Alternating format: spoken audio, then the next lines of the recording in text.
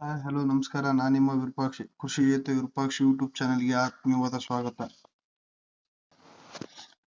ನಾನಿವತ್ತು ಕರ್ನಾಟಕ ರಾಜ್ಯದ ಹವಾಮಾನ ವರದಿಯನ್ನು ಹೇಳ್ತಾ ಇದ್ದೀನಿ. 8/6/2026 ಸೋಮವಾರ.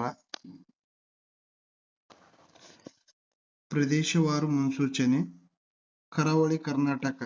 ಈ ಕರಾವಳಿ ಕರ್ನಾಟಕದಲ್ಲಿ ಉಡುಪಿ, ದಕ್ಷಿಣ ಕನ್ನಡ, ಉತ್ತರ ಕನ್ನಡ ಬರ್ತವೆ. ವ್ಯಾಪಕ ಮಳೆ ಐತಿ. ಕೆಲವು ಕಡೆ ಭಾರಿ ಮಳೆ ಆಗುವ ಮತ್ತು ಬಿರುಗಾಳಿ. ಸಮುದ್ರದಲ್ಲಿ ಅಲೆಗಳು ತೀವ್ರ ಹೆಚ್ಚಾಗಿರುವ ಸಾಧ್ಯತೆ.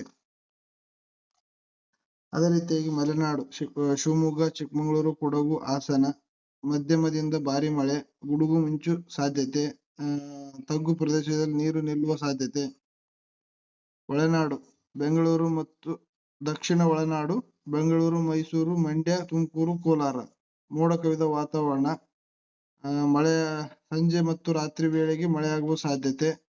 ಅದೇ ರೀತಿ ತಾಪಮಾನ ಸಾಮಾನ್ಯಕ್ಕಿಂತ ಹೆಚ್ಚು ಕಡಿಮೆ ಇರಬಹುದು.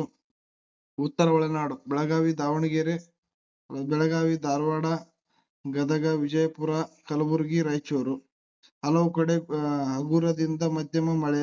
ಕೆಲವು ಜಿಲ್ಲೆಗಳಲ್ಲಿ ಗುಡುಗು ಸಹಿತ ಮಳೆ ಸಾಧ್ಯತೆ. ಗಾಳಿ ವೇಗ 40ರಿಂದ 50 ಕಿಲೋಮೀಟರ್ ಗಂಟೆಗೆ ತಲುಪಬಹುದು. ಪ್ರಮುಖ ಎಚ್ಚರಿಕೆ: ಭಾರಿ ಮಳೆ ಪ್ರದೇಶದಲ್ಲಿ ಪ್ರವಾಹ ಅಥವಾ ನೀರಿನ ನಿಲ್ಲದಂತೆ ಸಾಧ್ಯತೆ. ಗುಡುಗು ಮಿಂಚು ಸಮಯದಲ್ಲಿ ತೆರೆದ ಪ್ರದೇಶದಲ್ಲಿ ನಿಲ್ಲಬೇಡಿ. ಮೀನುಗಾರರು ಸ್ಥಳೀಯ ಅಧಿಕಾರಿಗಳ ಸೂಚನೆ ಪಾಲಿಸಬೇಕು.